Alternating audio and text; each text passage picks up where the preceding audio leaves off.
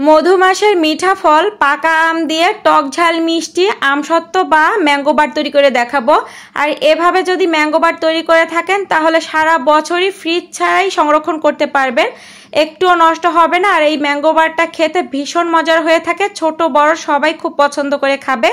তো আশা করি রেসিপিটি ভালো লাগবে। ভালো লাগলে প্লিজ একটি লাইক দিয়ে ভিডিওটি শেয়ার করে দিবেন।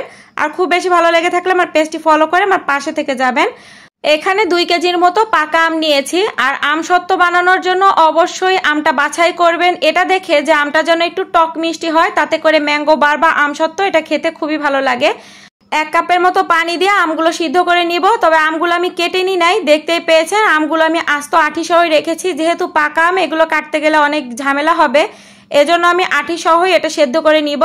তবে মাঝে মধ্যে স্প্যাচুলা দিয়ে এভাবে নেড়ে চেড়ে একটু উল্টে পাল্টে দিতে হবে, তা না হলে তলানিতে লেগে যদি পুড়ে যায় তাতে করে আমসত্ত্বের টেস্ট আর ফ্লেভার দুটোই কিন্তু নষ্ট হয়ে যাবে।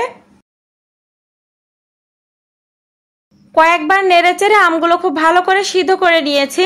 এখন চুলাটা বন্ধ করে দিয়ে স্প্যাচুলা দিয়ে নেড়ে চেড়ে ফ্যানের বাতাসে আমগুলো পুরোপুরি ঠান্ডা করে নিব, যাতে হাত দিয়ে ধরা যায়। তো আমগুলো খুব ভালো করে ঠান্ডা করে নিয়েছি। এখন হাত দিয়ে চিপে এই আম থেকে আঠিটা আলাদা করে নিতে হবে। আমার আজকের এই রেসিপিটি আপনারা কে কোন এলাকা থেকে দেখতেছেন চাইলে কমেন্টস করে জানাতে পারেন, যাতে পরবর্তীতে আমি আপনাদেরকে ধন্যবাদ জানাতে পারি। আমের আঠিগুলো আলাদা করে নিয়েছি। আর আমের পিউরিগুলো এখন একটা স্ট্রেনার মাধ্যমে ছেঁকে নিব, তাতে করে এই আমের ভিতরে যে আঁশগুলো আছে সেটা আলাদা হয়ে যাবে। আর এই যে দেখতে পাচ্ছেন ছেঁকে নেওয়ার পরে এতগুলো আঁশ আম থেকে আলাদা হয়ে গিয়েছে, এটা এখন ফেলে দিব। আর এখন দেখেন এখানে স্মুথ একটা পিউরি পেয়েছি।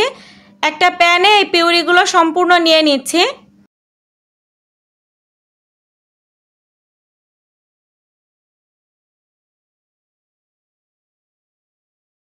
যেহেতু আমগুলো টক মিষ্টি তাই খুব বেশি চিনির প্রয়োজন হবে না। এখানে আমি 1/3 কাপ চিনি আর 1 চা চামচ দিয়েছি লাল মরিচের গুঁড়া। এখন নেড়ে চেড়ে ভালো করে এটা জাল করে নিব। এই আমের পিউরিটা অনেক ঘন থাকার কারণে এগুলো ছিটে কিন্তু গায়ে আসার চান্স থেকে যায়, এজন্য একটু সাবধানতা অবলম্বন করে এটা নেড়ে চেড়ে নিতে হবে। তার জন্য আপনারা চাইলে এরকম একটা ঢাকুন হাতের মধ্যে রেখে তারপরে এটা নেড়ে চেড়ে নিতে পারেন, যাতে এটা গায়ে ছিটে না আসে। বেশ কিছুক্ষণ জাল করে নেওয়ার পরে যখন এরকম ঘন ঘন বাবল উঠতে শুরু করবে এ পর্যায়ে স্বাদ মতো লবণ, 1 চা চামচ দিয়ে দিচ্ছি 5 ফোড়ন, 1/2 চা চামচ দিয়ে দিচ্ছি ভাজা জিরা গুঁড়া, 1/2 চা চামচ দিয়ে দিয়েছি কালো গোলমরিচের গুঁড়া। এখন সবকিছু খুব ভালো করে নেড়ে চেড়ে মিশিয়ে নিতে হবে। আমের পিউরিটা খুব ভালো করে জাল করে নিয়েছে। আর এটা এ পর্যায়ে এমন দেখালো ঠান্ডা হওয়ার পরে এটা কিন্তু অনেকটাই ঘন হয়ে আসবে। আমসত্ত্বগুলো আমি এরকম স্টিলের প্লেটে সেট করব, তার জন্য প্লেটের উপরে একটু তেল ব্রাশ করে দিচ্ছি, যাতে পরবর্তীতে আমসত্ত্বটা ওঠাতে খুব ইজি হয়। আমের পিউরিগুলো 2টা স্টিলের প্লেটে আমি ঢেলে নিয়েছি। এখন এই প্লেটটা কড়া রোদ্রে 2 দিন শুকিয়ে নিব। তবে রোদ্রের ব্যবস্থা যদি না থাকে সেক্ষেত্রে আপনারা ফ্যানের বাতাসেও শুকাতে পারবেন, সেক্ষেত্রে একটু সময় বেশি লাগতে পারে। ফিরে এলাম 2 দিন পর। আর 2 দিন পর আমসত্ত্বগুলো খুব ভালোভাবে শুকিয়ে গিয়েছে আর খুব ইজিভাবে এটা প্লেট থেকে উঠে আসতেছে।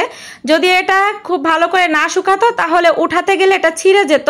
যদি দেখেন উঠাতে যাওয়ার সময় এটা ছিঁড়ে যাচ্ছে তখন আরও কিছুদিন রোদ্রে রাখবেন, তাহলে দেখবেন আর এটা ছিঁড়ে যাবে না। এখন আমি আমার পছন্দ মতো একটা নাইফ দিয়ে এই আমসত্ত্বগুলো পিস করে কেটে নিচ্ছি। যেহেতু আমি আমসত্ত্বগুলো একটু মোটা করে দিয়েছিলাম এজন্য আমার 2 দিন সময় লেগেছে। তবে যদি আপনারা পাতলা করে এটা সেট করেন সেক্ষেত্রে একদিনেই কিন্তু আমসত্ত্বগুলো শুকিয়ে যায়। কাঁচা আম দিয়ে আমসত্ত্বর রেসিপি অলরেডি আমার পেজে দেওয়া আছে, আপনারা চাইলে দেখে নিতে পারেন। কড়া রোদ্রে এভাবে আমসত্ত্বগুলো খুব ভালো করে শুকিয়ে নিলে ফ্রিজে রাখার কোনো প্রয়োজন হবে না। একটা এয়ারটাইট বক্সে রেখে ফ্রিজ ছাড়াই সারা বছরই আপনারা এটা সংরক্ষণ করতে পারবেন, একটুও নষ্ট হবে না। আশা করি আমার আজকের এই পাকা আমের টক ঝাল মিষ্টি আমসত্ত্ব বা ম্যাঙ্গো বারের রেসিপিটি আপনাদের কাছে ভালো লেগেছে। ভালো লেগে থাকলে প্লিজ একটি লাইক দিয়ে ভিডিওটি শেয়ার করে দিবেন। আর খুব বেশি ভালো লেগে থাকলে আমার পেজটি ফলো করে আমার পাশে থেকে যাবেন। দেখা হচ্ছে নেক্সট কোনো রেসিপি নিয়ে। ততক্ষণ সবাই ভালো থাকবেন, সবাই সবার জন্য দোয়া করবেন। আজকের মতন বিদায় নিচ্ছি, টাটা, বাই বাই।